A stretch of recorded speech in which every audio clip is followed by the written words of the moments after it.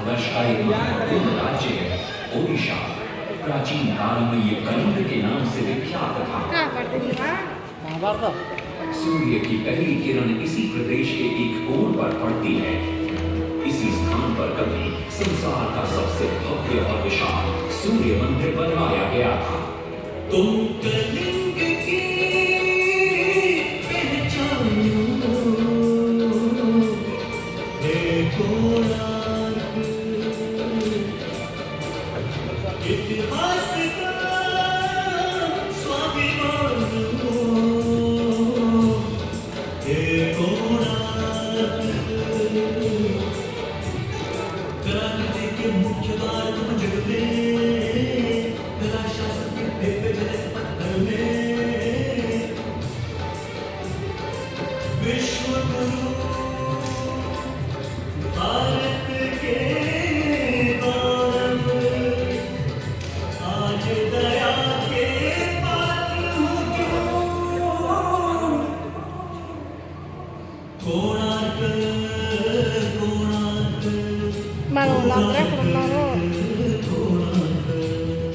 सैकड़ों साल पहले की बात है। पुरातात्विक दस्तावेज के तौर पर संग्रहित पुस्तक मादला पांजी और बाया चक्रा में उल्लेख है कि 13वीं सदी में गंग वंश के राजा लांगुला नरसिंहदेव ने इस सूर्य मंदिर का निर्माण करवाया था।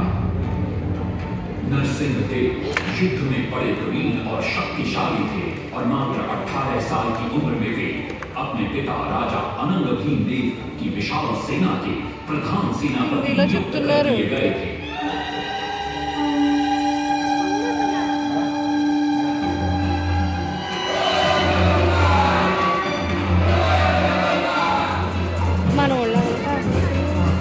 सेनापति बनने के बाद नरसिंहदेव ने अपने कुशल नेतृत्व से दक्षिण के कई आक्रमणकारी राजाओं को युद्ध में हराया।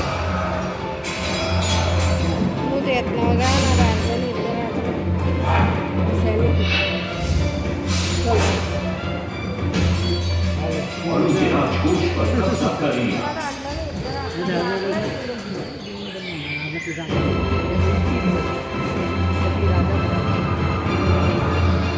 तत्पश्चात उन्होंने विजय पूर्णा, जिसे आज हम वारंगल के नाम से जानते हैं,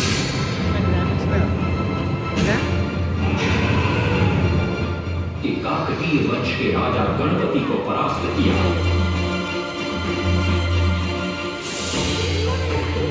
और उनके राजकोष पर भी कब्जा कर लिया। 3 वर्षों तक निरंतर युद्ध के पश्चात जब वे बहुत सारी धन संपदा लेकर कलिंग लौटे तो राजमहल में उनका भव्य स्वागत हुआ।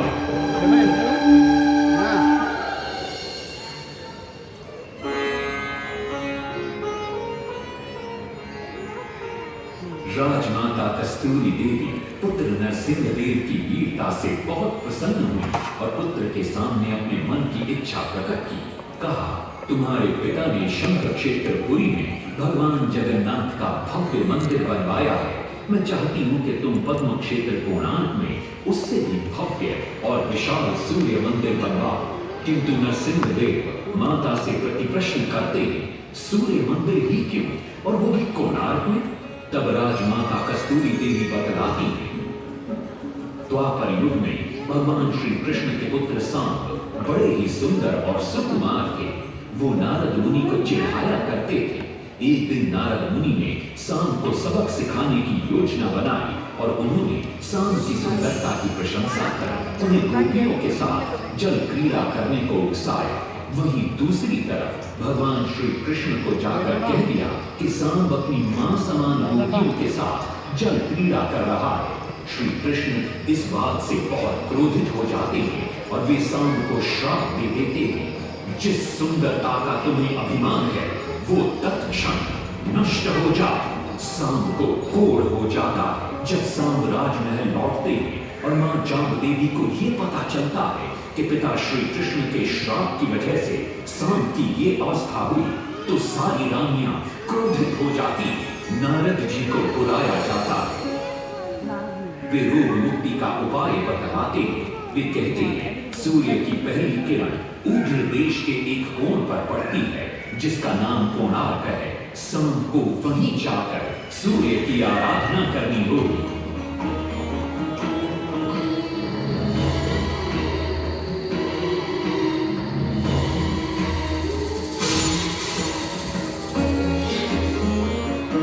बहुत ही लंबी और कठिन यात्रा के पश्चात शाम अपने सैनिकों और सेवकों के साथ कोणार्क की चंद्रभागा नदी के तट पर पहुंचते हैं और नित्य प्रातः स्नान के बाद सूर्य की आराधना आरंभ करते हैं।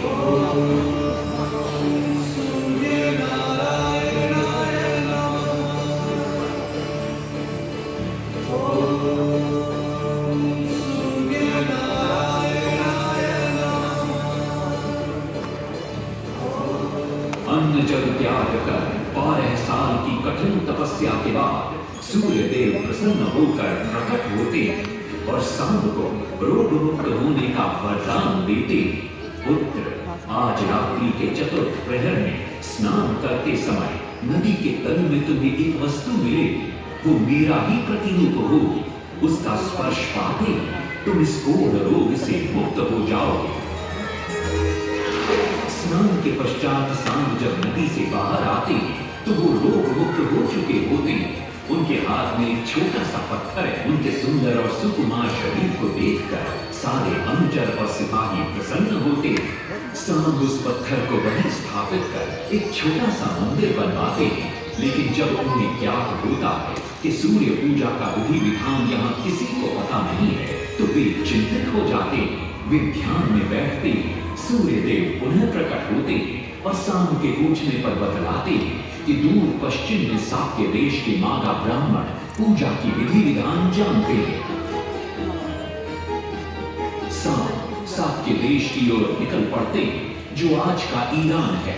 महीनों की लंबी यात्रा के बाद शाम 18 मागा ब्राह्मण परिवारों को साथ लेकर कोणार्क लौटते हैं और सूर्य मंदिर में पूजा शुरू हो जाती है। राजमाता कस्तूरी देवी नरसिंह देव को बतलाती है कि विवाह के कई वर्षों बाद तक जब हम निसंतान थे, मैंने भी उस सूर्य मंदिर में पूजा अर्चना की और तुम पुत्र रूप में मुझे प्राप्त हुए।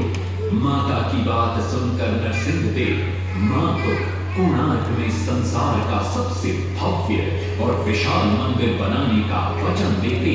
सदाशिव सामंतराय महापात्र जो शिवई सांतरा के नाम से लोकप्रिय थे, वे अपने सहयोगी वीसु महाराणा के साथ मंदिर का प्रतिरूप बनाते और नरसिंह देव के समक्ष प्रस्तुत करते। नरसिंह देव मंदिर का प्रतिरूप देखकर अभिभूत हो जाते हैं और शीघ्र मंदिर निर्माण कार्य आरंभ करने का आदेश देते हैं। दूर दूर से बड़े-बड़े पत्थर लाए गए, जितने पत्थर डाले गए सारे टूट गए। पाट में को डाला, उसमें डाले गए, नहीं पता डाला, सारे टूट गए। सिर्फ शांत ना होवे परेशान, किसी विधि मंदिर बने। सिर्फ शांत ना होवे परेशान, किसी विधि मंदिर बने। एक दिन वे चिंतामग्न कोणार्क लौट रहे थे, तभी उन्हें प्यास महसूस हुई। उन्हें पास ही में एक कुटिया दिखाई पड़ती है जहाँ एक बूढ़ी औरत से उनकी भेंट होती है। शिवई सांतरा पानी मांगते हैं। बूढ़ी औरत पानी के साथ गरम गरम भोजन भी लेकर आती है। वे थाली के बीच में हाथ डालते हैं जिससे उनका हाथ जल जाता है। तब वो बूढ़ी औरत मुस्कुराकर कहती है, तुम तो शिवई सांतरा की तरह बीच से भोजन उठाकर खा रहे हो। ये सुनकर शिवई सांतरा को अपनी भूल का एहसास होता है। माता रामचंद्र ने उपाय सुझाया, समझे सिर्फ सांतरा।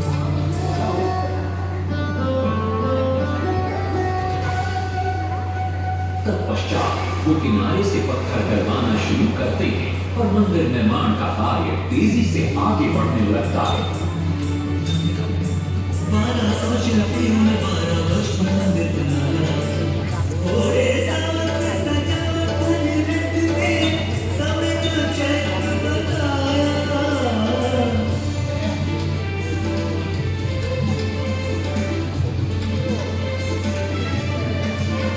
दूसरी तरफ कलिंग के उत्तर के राज्यों के नवाबों के बार बार राज्य पर आक्रमण हो रहे थे। इन आक्रमणों से क्रोधित होकर नरसिंह देव अपनी विशाल सेना को लेकर युद्ध के लिए निकल पड़े।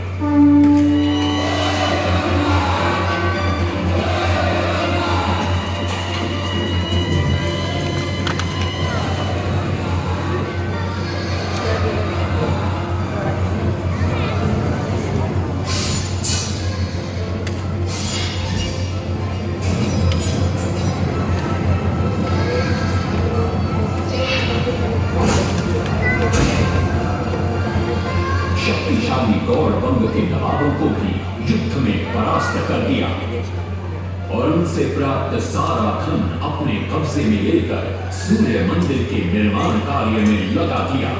1200 कारीगरों के अथक प्रयास से 12 साल बाद विशाल और भव्य सूर्य मंदिर बनकर तैयार हुआ।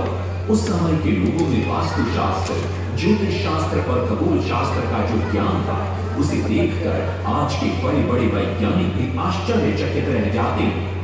कई प्रयासों के बाद भी मंदिर के गुंबद पर कलश स्थापित नहीं हो पा रहा था। क्रोधित नरसिंह देव ने आदेश दिया कि कल प्रातः काल तक यदि कलश स्थापित नहीं हुआ तो सबके सर धड़ से अलग कर दिए जाएंगे। सभी शिल्पकार घोर चिंता में डूब जाते।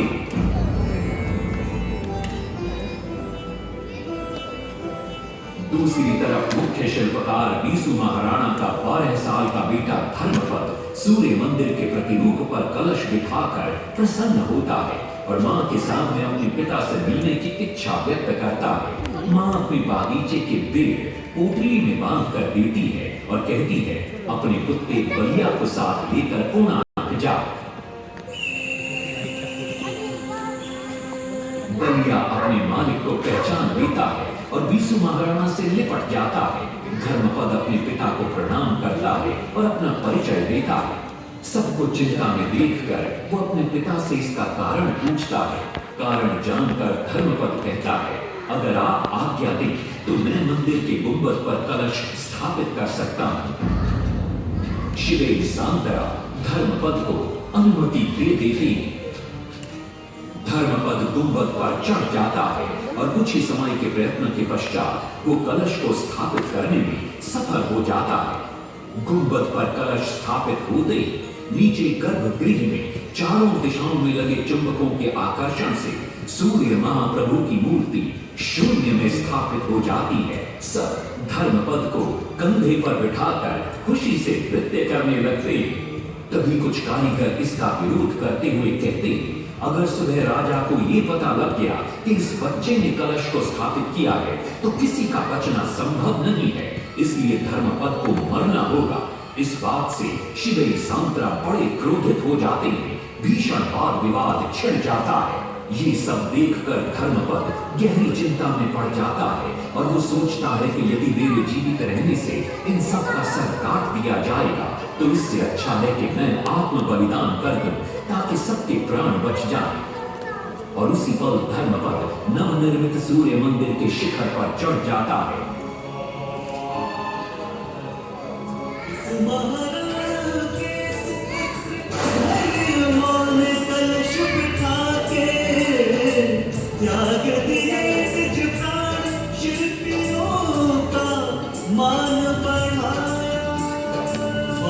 शास्त्र के अनुसार बजा सूर्य मंदिर, सूर्य उत्तरायण हो या दक्षिणायन हो, सूर्य उदय की आज भी पहले की नहीं पड़ते प्रभु के ऊपर।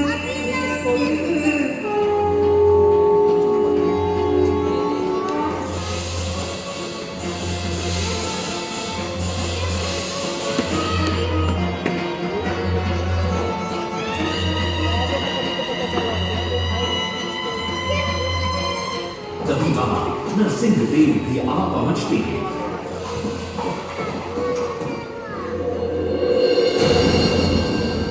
सूर्य महाप्रभु को शून्य में स्थापित देख वे भी आनंद से भर जाते और शिवई सांतरा की भूरी भूरी प्रशंसा करते।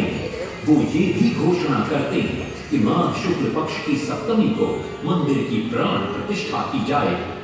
लेकिन शिवई सांतरा कहते, राजा तिथि तो अच्छी, लेकिन मंदिर की प्राण प्रतिष्ठा के लिए ये शुभ नहीं है। किंतु राजा अपनी बात पर अड़ जाते।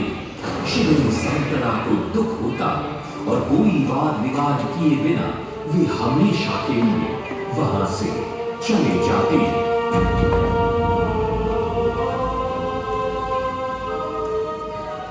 पूर्व निर्धारित तिथि पर मंदिर की प्राण प्रतिष्ठा संपन्न होती है।